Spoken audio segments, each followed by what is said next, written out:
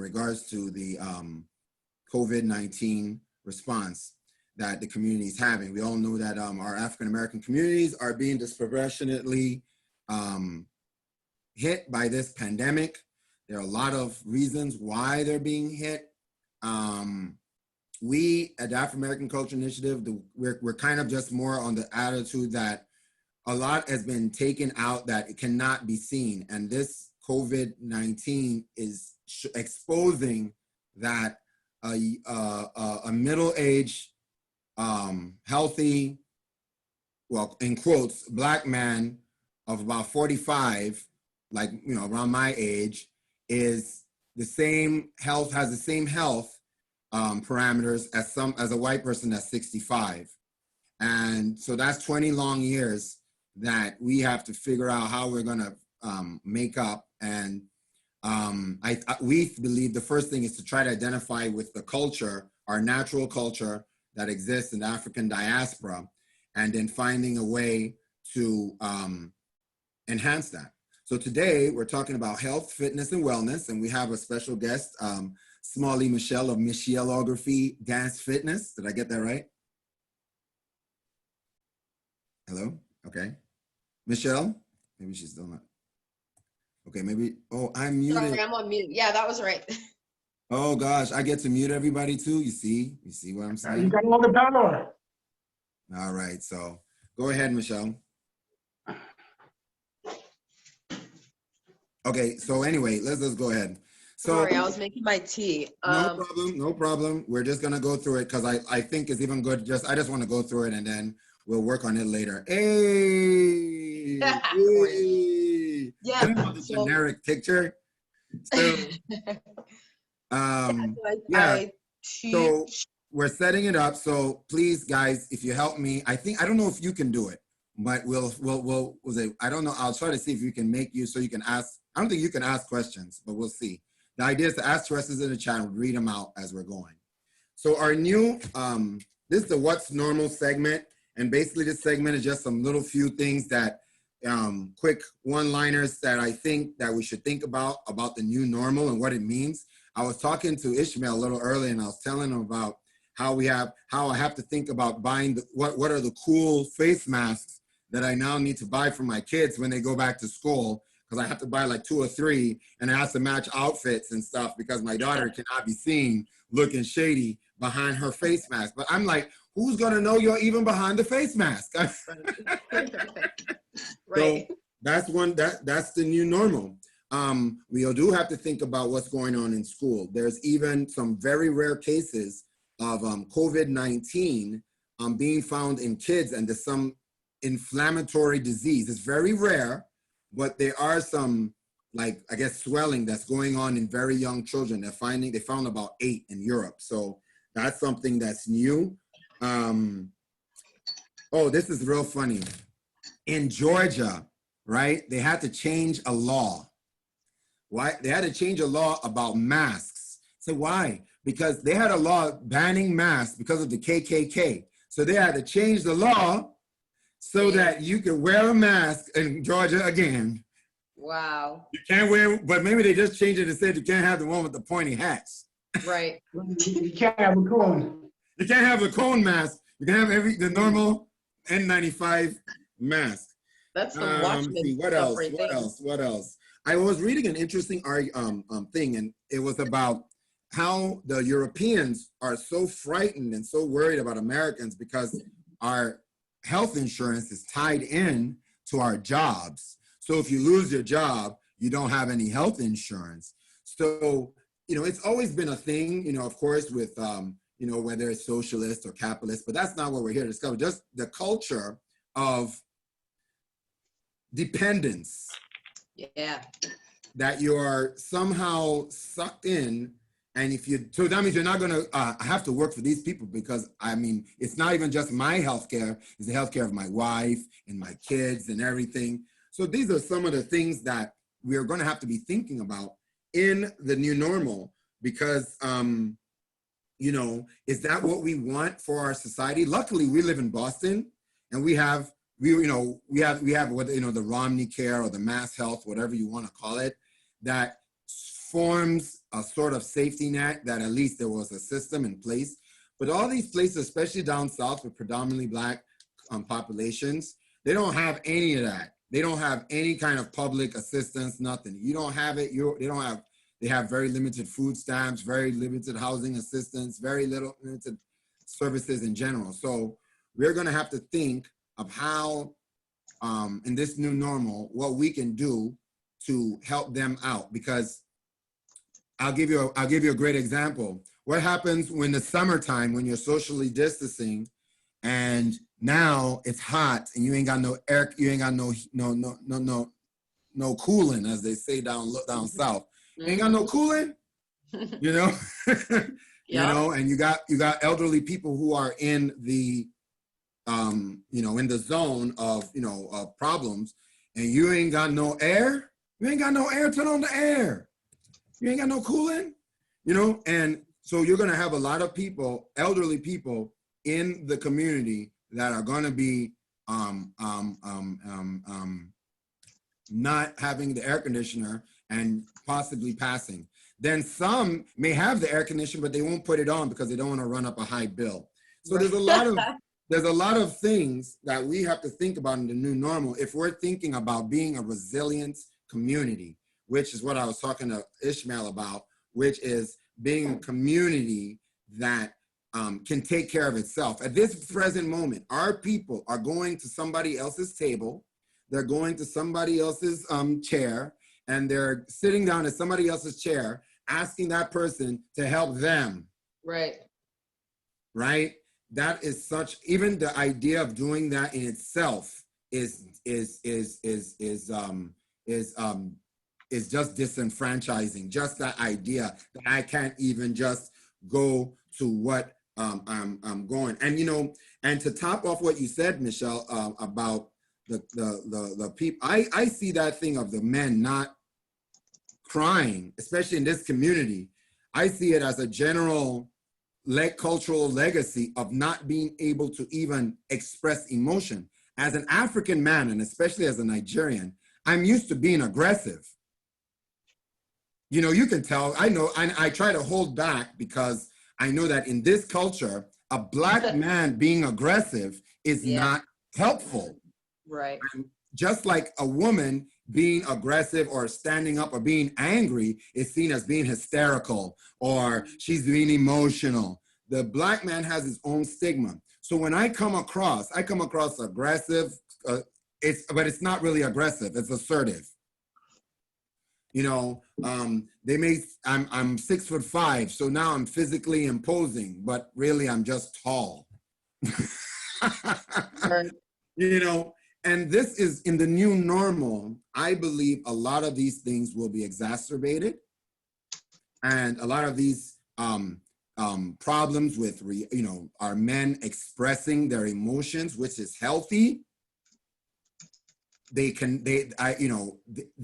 will be harder for them to, it'll be harder in this new normal for these men to adjust because there's more pressure on them. They have to deliver, and they are emotionally not equipped to express themselves, because even if I don't know how to express myself nicely as I would like, I still express myself. So I'm balanced.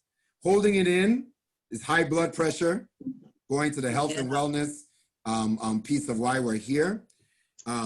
It goes to, you know, eating disorders and diabetes and stress and depression, domestic violence, drug and alcohol abuse.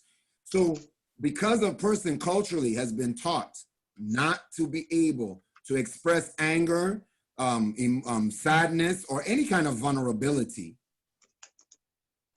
you know, can come out in many different ways. So anyway, that's the new normal. And the reason why we're here because the Afro-American Culture Initiative, we have this, a part of our multicultural COVID-19 rapid response is we are helping frontline medical staff in low-income multicultural communities. We are going to be helping them with getting some R&R, some rest, some, just even with we're finding a lot of situations in the community are very, very, very trying because of the social distancing as well as the quarantining. There are so many situations where I tell everybody, imagine if you got sick today, what would you do? You have to take your daughters maybe and put them here. I have to take my son. Okay, we don't want him to go to my mother-in-law, my ex-mother-in-law's house. We don't want to go there because he might have it. So we need him to be somewhere separate. So now somebody will volunteer my son and then may stay in a hotel for a week or two while you understand what I'm saying, while I quarantine. These are the kind of situations that are happening in the community. And we know we can't supply everybody. So we're starting out at the frontline medical staff. We're talking to Kearney Hospital right now, and I'll give you an update. But basically, I'm going to talk to the supervisor, and hopefully if there's some people she feels are eligible, they'll let us know. We're raising money on GoFundMe, and we're raising awareness through our this Village Square community meeting. And we're also have a resource hub on our website. That's www.afrimericanone.org, but we'll get to that later. And the resource hub has a bunch of great resources for things that are happening in the community as response to COVID-19. I'm getting new stuff in all the time, great ingenious programs, and I'm not trying to make it redundant. So please check it up when you can. All right. Okay. Yeah. So this is, unfortunately, this lady passed away on the 26th of April, not up to 2 weeks ago. She committed suicide in New York, and she's a medical doctor. She contracted COVID-19 before she was completely well. She did not rest and recover. She went right back into the COVID hospital where she works at. I think it's New York Presbyterian.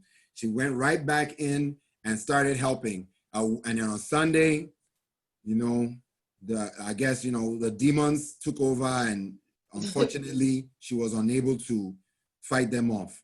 And she committed suicide on the 26th of April. So this fund is kind of this is their fund, the drlornabreen.com. This is not us, that's theirs. So we just put it up there so people can go to it and if they want to support.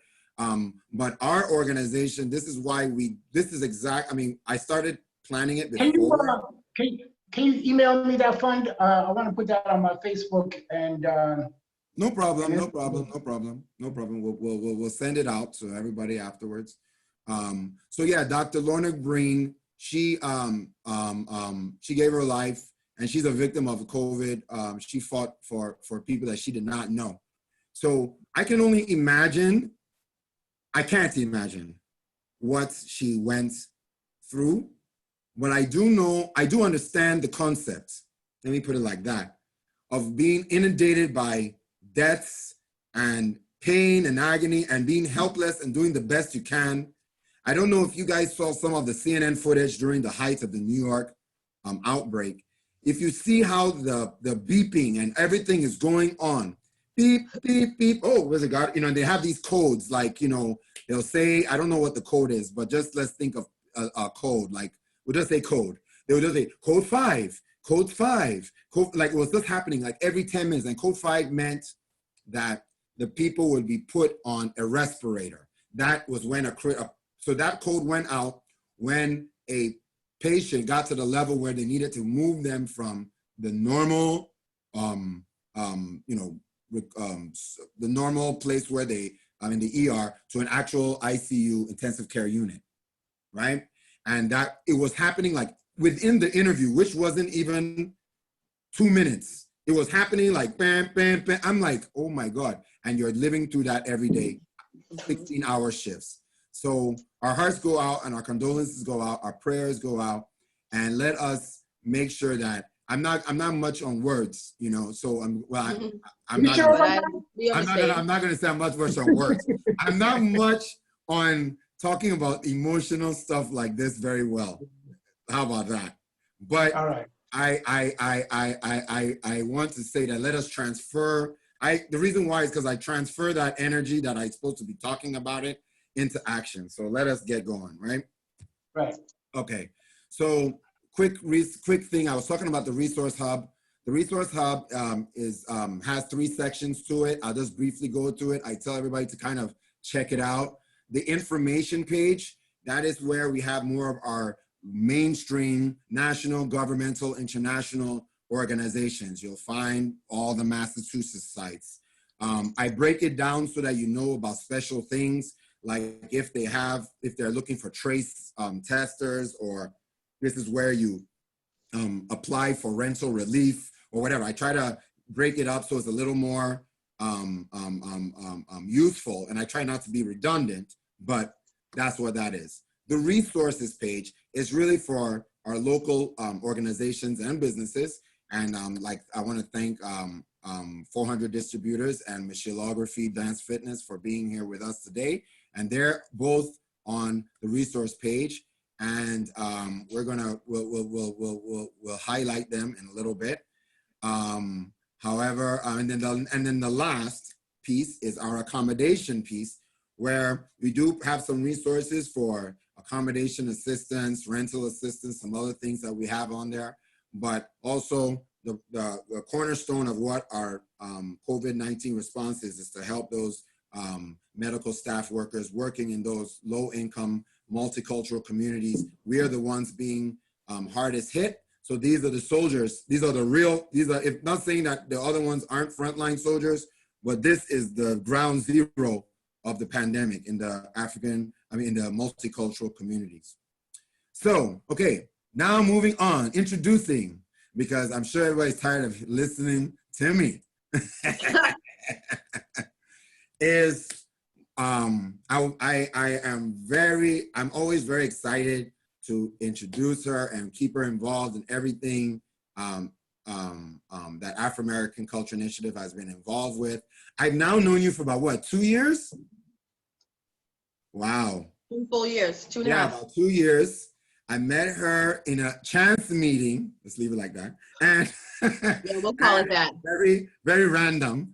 But ever since the first day I met her, she has been nothing but energy, positivity, determination.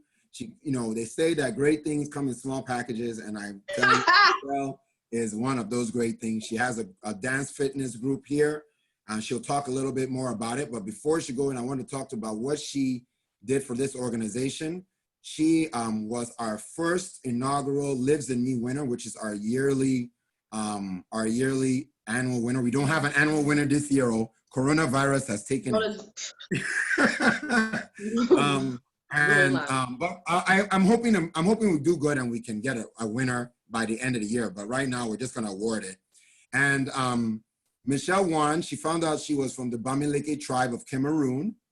So the DNA test came back, I guess positive for Cameroonian is what I like to say. Yes. And she's been with us, supporting us. She has 2 wonderful daughters. She has been an inspiration, and her personal growth is actually a testament to just her determination and self-will to dig in deep of herself to bring out, I can't put it in words, just to bring out her inner strength and her inner African strength and understanding her relationships. And I can't, it's hard to put into words, but let me just say that I commend you, and I'm thankful to you for all the effort you put in to making this new, even like it's like a new Michelle. It's like a new Michelle, not new, more advanced, a more evolved, a more refined. Yes, a more refined, higher self. Definitely exactly. It's definitely been a journey. Since I won that competition, I've been learning about my whole African history. I haven't dived into specific like Bamileke Cameroonian culture. I haven't gone there yet.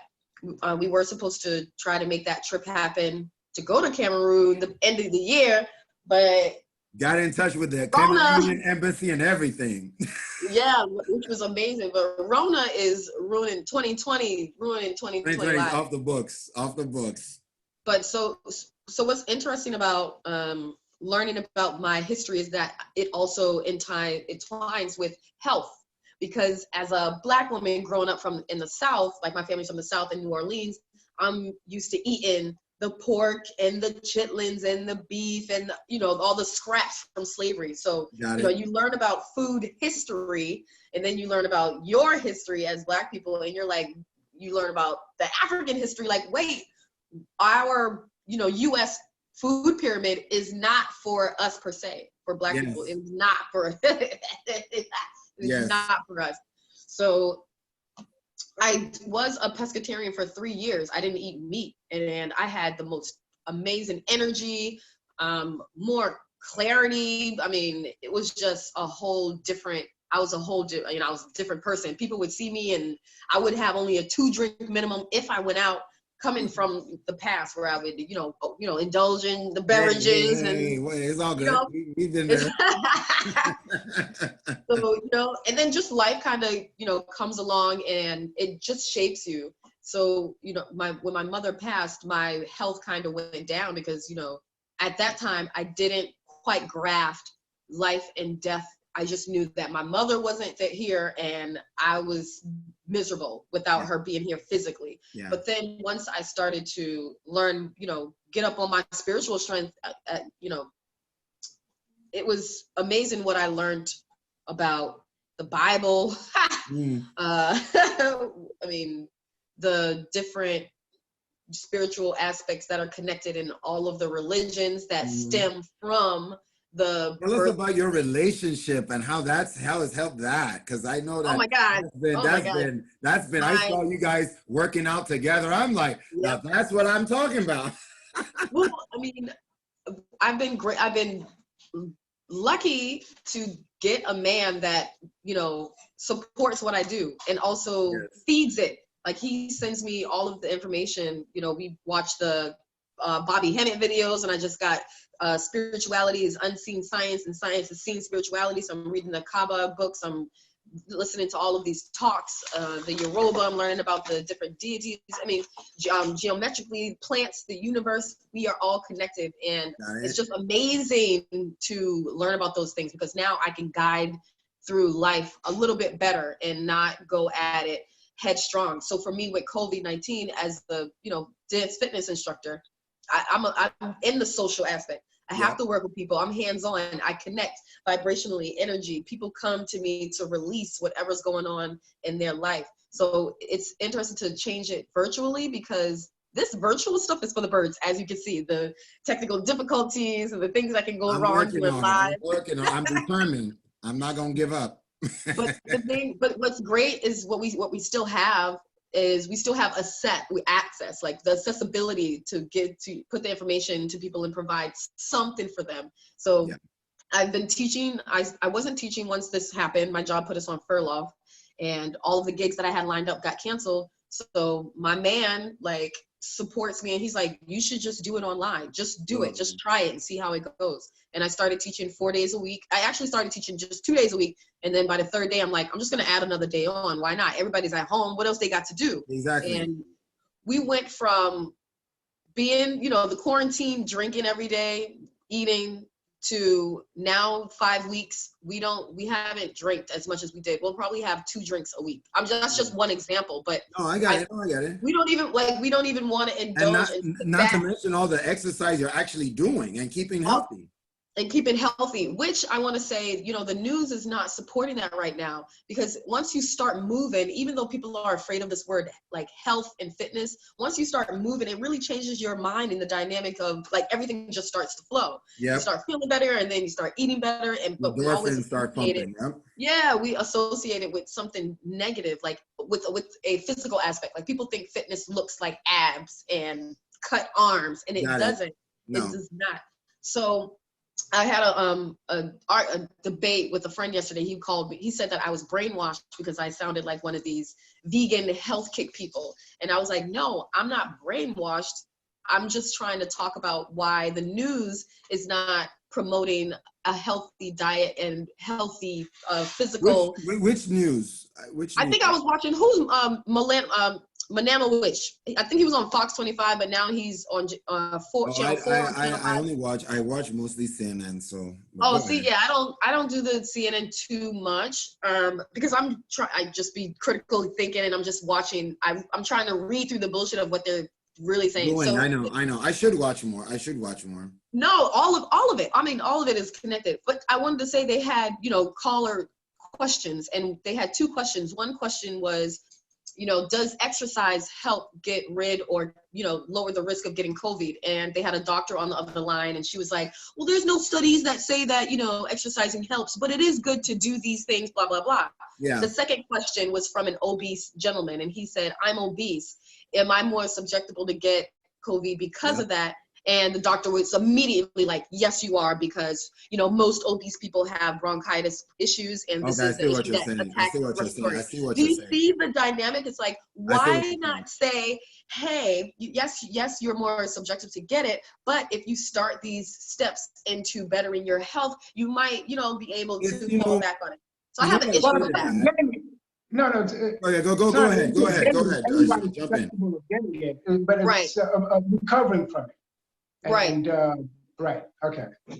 No, I mean, all of those things help. Like, I mean, where we haven't gotten sick, but that doesn't say that we haven't had it. We just haven't had the symptoms, right? The asymptomatic people. But whatever it is attacking from the, information that I've been reading, it's attacking people that mostly have some underlining issues going on or are eating right. And that all plays a factor with it.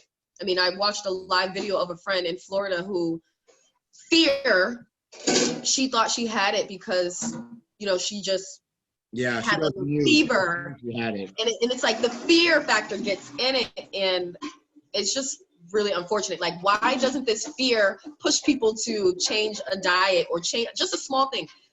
Like, why doesn't it scare you to eat better? Like, why doesn't, like, I've been shopping more locally. I've been supporting more small businesses. I haven't been making any money, mind you. I make money from donation based from the classes I teach, but I dedicated that whatever money I get, I'm going to support either another local fitness professional dance or another, there's a woman who out of the situation, she's making natural soaps with like natural ingredients, like that. Like, why doesn't that scare you to support your community even more? Scare you into supporting your community anymore, which is closer and more accessible instead of going out and just, I don't know. That's just my opinion and that's my take. So that's no. I mean, it's well taken. Health and wellness and fitness. I take it as a, because there's no way. It's sort of like what they're saying with the economy. You're either choosing, you can't have it. You can't have a good economy without the health. So you can't. It's also you can't have a good physical body and then your mind is now messed up, or a good spiritual self, but then your body, everything kind of is connected. So it's important to look at it from that point of view. And when I look at it, I look at a lot of the habits are, I don't know, we're predisposed to not really do those kind of things, run around. And maybe it is education. But I think it has a lot to do with our lifestyle, because I know if I'm working 40, 50, 60 hours a week, right, to put food on on the table, that extra 2 hours to go to the gym a week is, you're asking for a tall tale. I'm just trying to go home and sleep. Right. And then remember, I still have my kids and the rest of life to deal with. So somehow, the poverty and the grind of living in poverty, along with the psychological stress, along with the lack of options, because of course, in our communities, we have these food deserts. In our communities, we have cultural predators that go into our communities. They know that we don't have maybe our own restaurants and business people there. So they go in, they sell us liquor. They sell us, like across the school in Hyde Park, right there, they have a Burger King right across from Boston Prep, Boston Charter, right across. They haven't opened it yet. but right across. So I'm thinking every day the kids goes to school, they're going to smell those burgers. Every day. Mm-hmm. Anyway, I Be have like, a pause. I'm going to be following up with them. But the bottom line is that now, what is that teaching these children that immediately you go to school, and then the parents too, who are going to be telling, let's pick up some lunch before we go home. It's contributing to obesity, and then everybody makes money off of the obesity. The doctors make money off the obesity. The medicine. The guy, you as a fitness instructor, the dietitians, the people who sell the gear, the TV that's advertising the Lucky Charms to the 10-year-old. You understand? The commercials, all of it, they all have one thing in common. All these things, the doctor, the hospital, all the insurance companies, they all want you to eat. They all benefit, sorry, not that they want you. They all benefit if you eat 3-4 times a day, huge servings. That's what they do.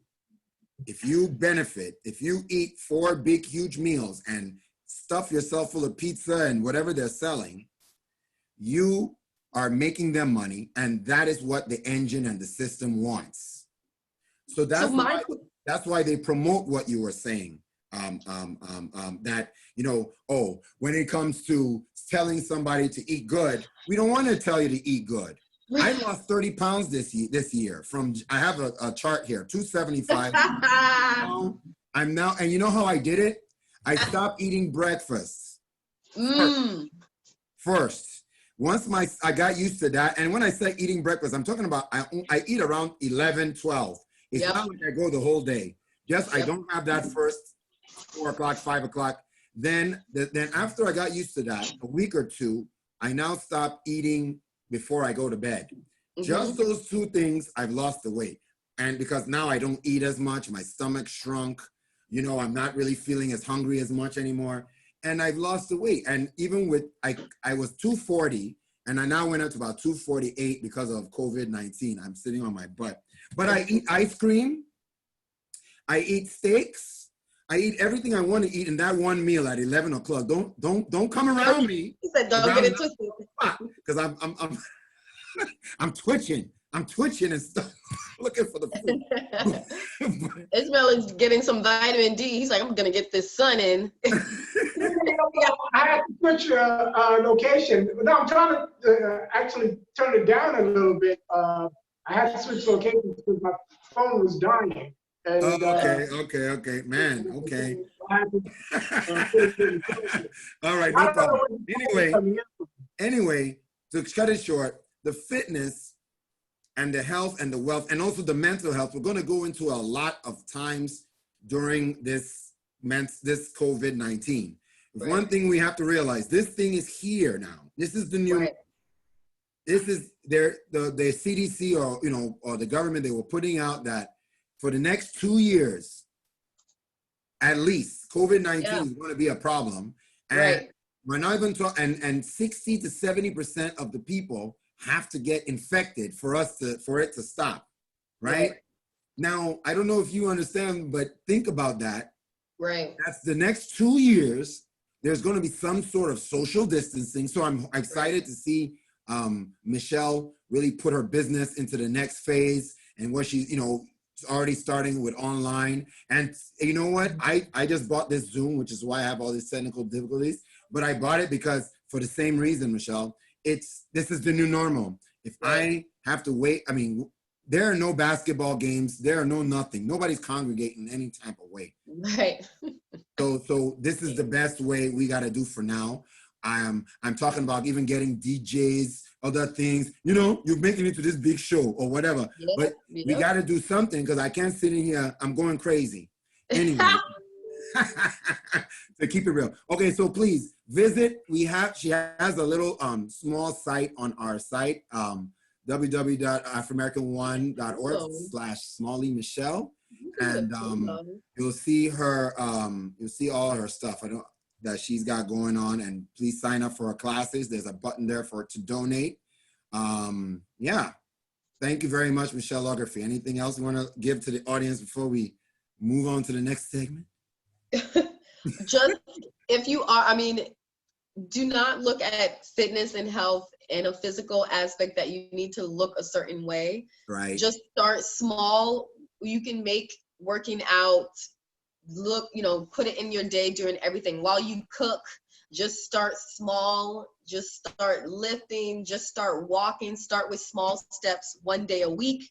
Then maybe you'll go 2 days a week and so on and so forth. So just start small. And also just, everybody's different. So make those health kicks as far as food very, very small. Take away. In my family, we don't do milk. I'm not telling people what to do, but I'm telling you, Black folks, we ain't supposed to be drinking that milk. No milk, no milk. Get it out of your kitchen. In Africa, milk is not men and milk. If you drink milk in Yoruba land, it's as if you're a baby. They look at it, that's milk. Don't drink milk as a man. And I mean, just start small and you're really going to see the difference in your mental. And then you're going to be going around trying to sell it to everybody. You'll be like, I feel so great. I want to sell it to everyone. And that's just how I feel. I'm trying to sell how good I feel to everyone. And that's it. We thank you very much for doing that, because we really need it. And like I said, we're going to be pushing you and making sure that people know that there is, with all the COVID resources, I was very excited to show yours, because one, you were doing that sweat weekend for the thing. You're doing online classes. That was amazing. And I just want people to see that there are exciting resources on the Resource Hub. It's not just, doom and gloom. Even we have there's Puffy has a site where they're helping people sign up for the PPP program. We have that on our site. So there's some exciting things, not just, doom and gloom. Yeah, and if people, this is for any artists, the Fairmont Initiative Lab has a grant that they are giving to people of color only. If you live in Dorchester, Mattapan, Roxbury, they are giving away $1,000. So go on the Fairmont Initiative Lab. And I'll send that link to you if you want to put on your website. Yeah, please. Yeah, that's what I need. Fill out the information, let them know how you've been affected by COVID-19, and you could possibly get this fund. So shout out to them for doing that. Very big shout out. We appreciate that. People are not making money, but also there are ways out here to make the money. Y'all just gotta start small and get it out. Yeah. So please, let's look out for the Fairmont Lab. They're doing a great job, and we appreciate you letting us know about that. Okay, so our second guest, this is part of our My Community piece, and this is more for more like a business ad section kind of. It's not necessarily like a hub highlight, because it's important, boring stuff, but it's very important. Extremely important. But that's, and that's kind of what the Afro-American Hub is that's what I want to exude. I've always put some entertainment into what we do. And the reason why we do that is because while somebody is trying to get their fitness because they like Michelle's energy, they now come across 400 distributors who is donating, and they've donated 50 masks to Afro-American Culture Initiative. We want to thank them for that. But they're also finding out about thermometers, hand sanitizers, gloves, where to get it. And we are going to be hopefully giving you more information on where you can find it in your community. So they've been making an impact already. They're donating to hospitals, police departments, and also the citizens of Boston.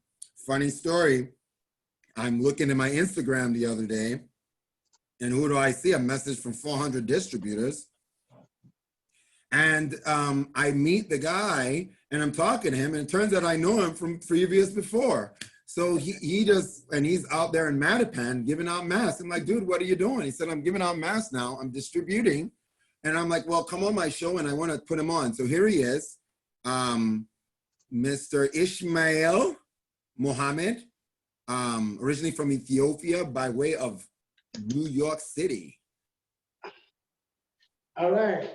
Hello, everybody. Ismail Mohammed here. And I was born in Ethiopia, and I grew up in New York.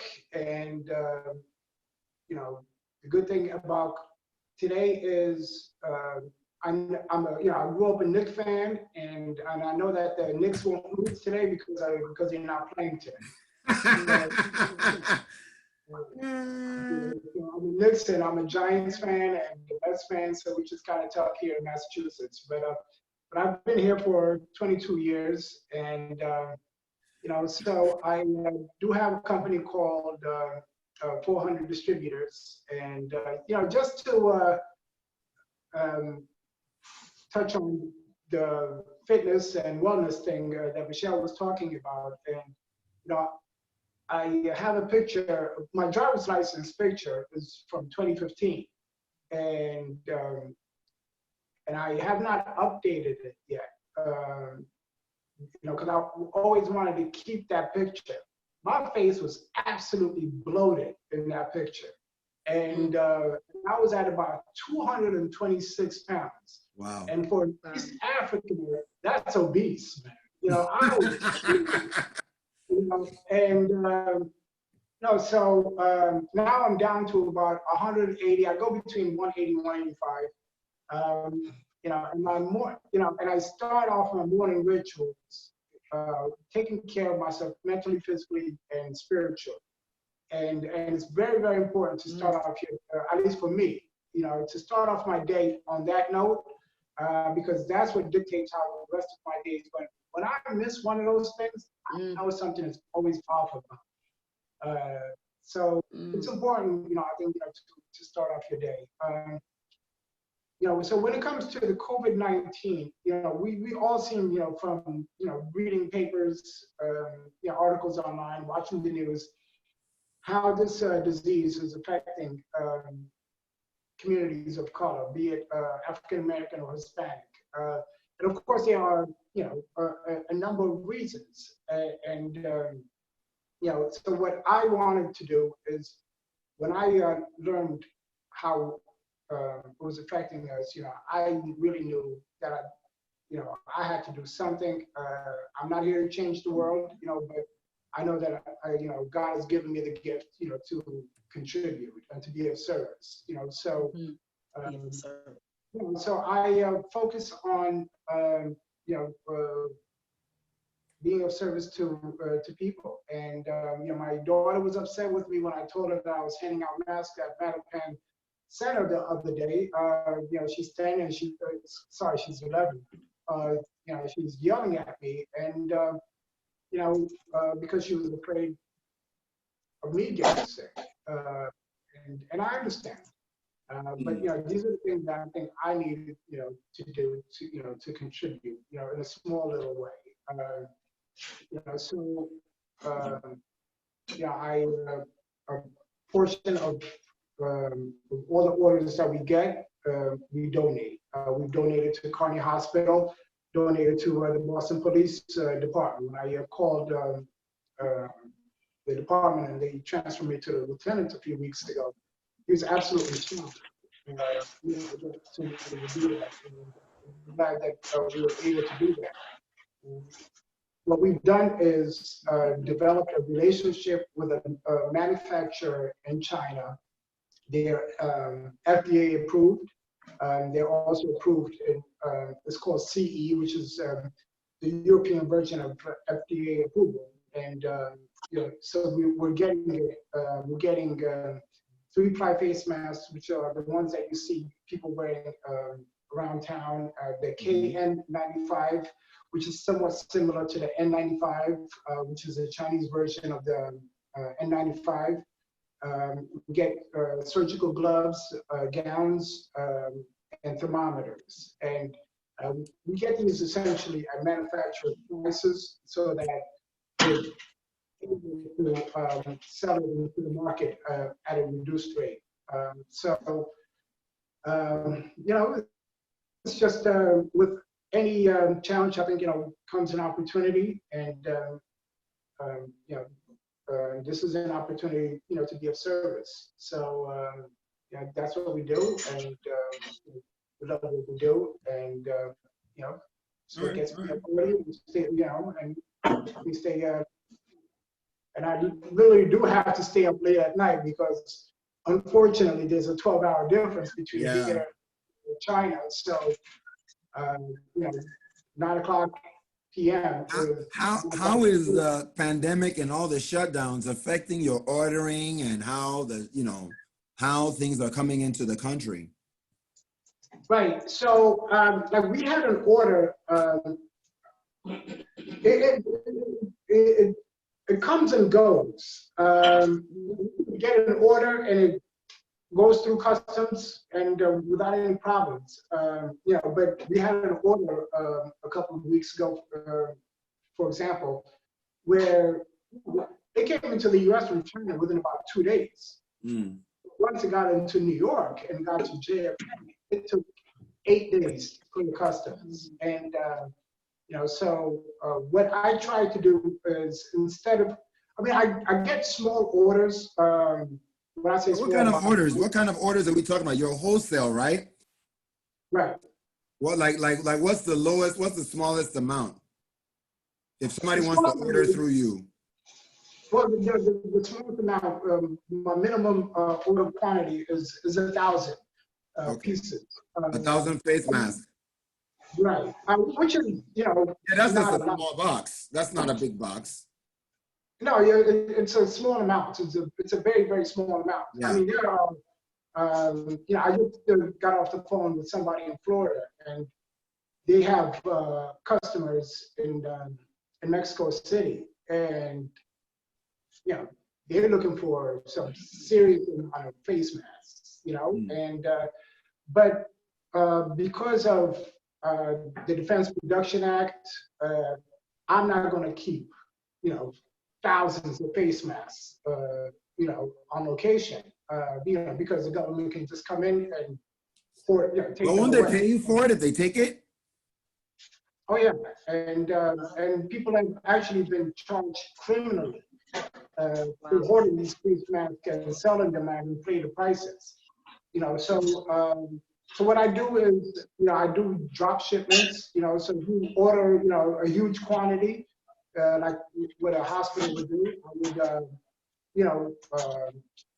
have it sent, to the hospitals. Got it. Yeah. Okay. Well, that sounds great. I mean, so and also you said that you're going to have thermometers, hand sanitizers, and gloves? Thermometers, yes. Hand sanitizers, gloves. The hand sanitizer is a relationship that I built with a manufacturer in Canada. Okay. And, so if we need to find this, we can, we should just come to you. And I know that I'm going to put your email up on the hub so that people can email you directly, if that's okay. Sure. Or at least we'll have some links to you. I know you said you're getting your website going, so we'll put that up on the hub. So please look for 400 distributors on corporation on our hub.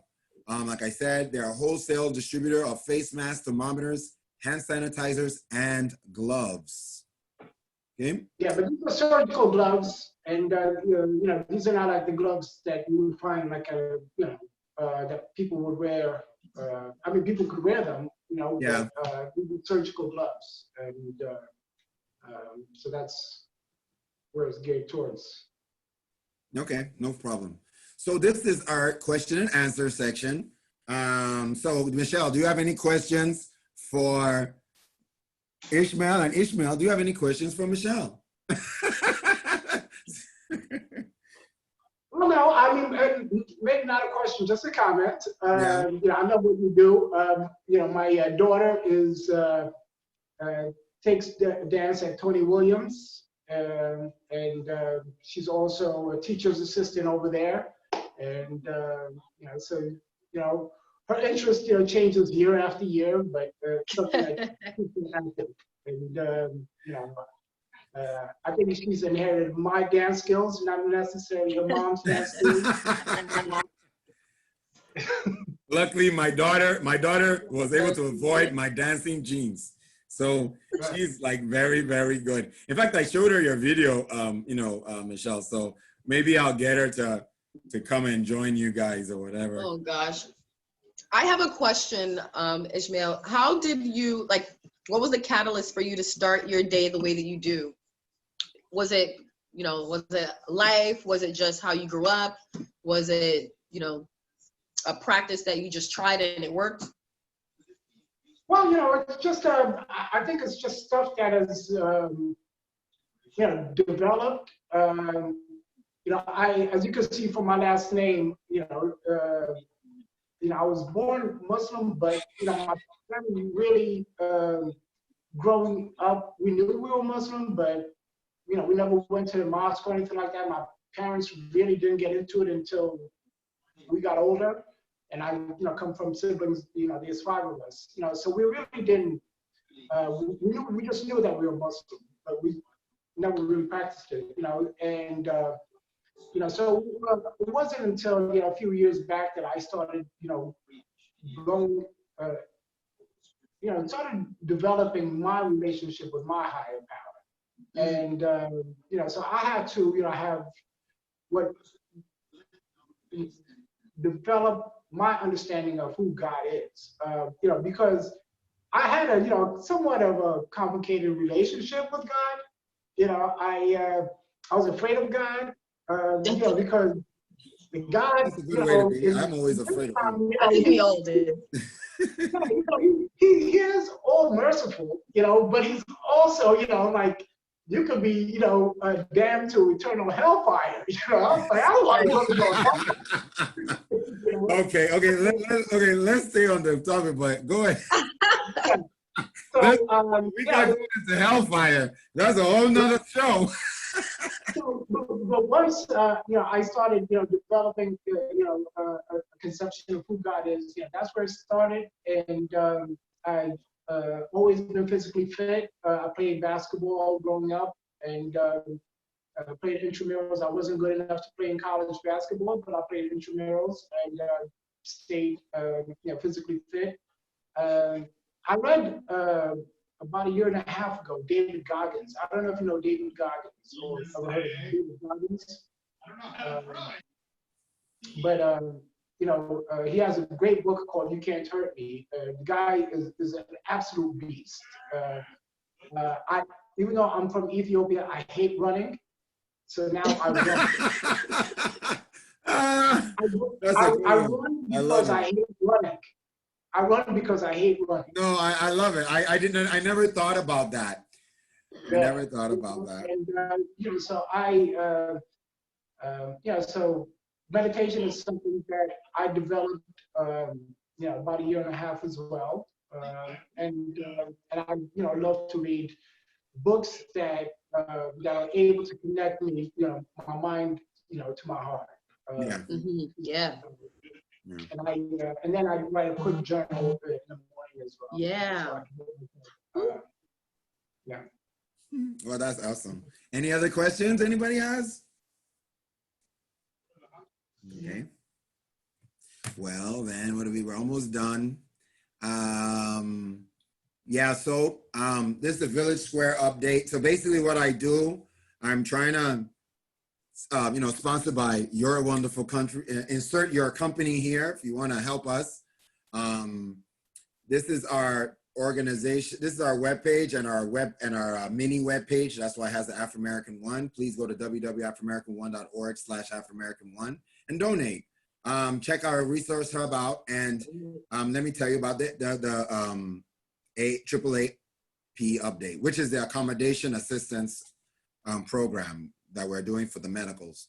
So what we're doing now, we're reaching out to the hospitals. That has been going good, but we're trying to, it's kind of difficult because of course they're dealing with the actual COVID-19, and I'm calling the hospital to talk about something that's, while important, obviously isn't, as important as what's going on in the room down the hall. So we're still reaching out there. But as far as all the support things, I've ordered our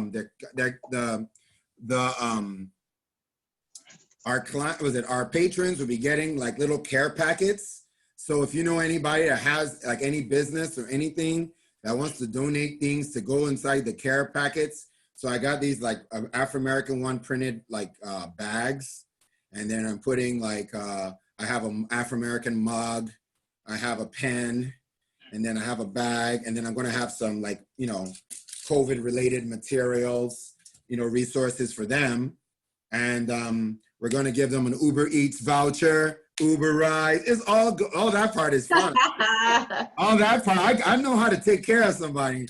So we're only going for, we're going for hotels that are like our Best Western or Holiday Inn. You're not gonna be staying in no dump in the wall. You're gonna have, the idea is to at the least thing we can do is give them just a night of R&R, going to a hotel, taking that, that hour shower when things are completely stressed out, you just put the hot water on and just let it go.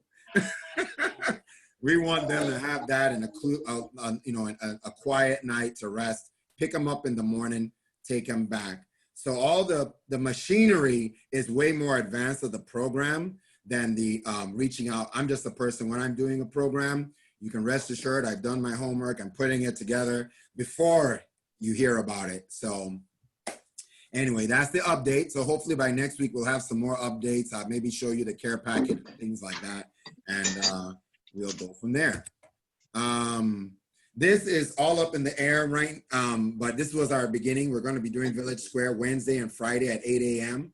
I'm thinking that might just go down to Wednesday because I think that to get a good one solid show, you might need one good long show, because I don't think this thing can be an hour, because we did it and we were just having fun. Over an hour has passed and we didn't even have anybody like asking questions or, we didn't have any other interaction. So we'll have to tighten that up, and we will. But the Saturday one is I'm really excited about. I'll just gonna, I'll just be on because I have it on there. But it's gonna be about conversation piece. It's not as developed. I wanted to get this one done first. But it's more about conversation, like what we're talking about, grief. This is more about the emotional side of COVID-19, about spirituality, about the culture, about how African Americans and people of color, Latino, everybody, we're getting disproportionately what we're finding in the community. Our landlords being, let me not use any colorful language, but are they being, are they acting right? Loads of kind of different, more conversational, more relaxed. This one is more of a news relation, and making sure we're highlighting people on the resource hub. So anyway, I want to thank everybody for attending and coming to the Village Square. Once you're registered for life. So you're going to get reminder emails anytime we have an email thing. Please, I'll try to not make them happen as often, but I try to give at least a day notice and an hour before to give you an idea. Okay, look, it's coming on. Every time's a different topic.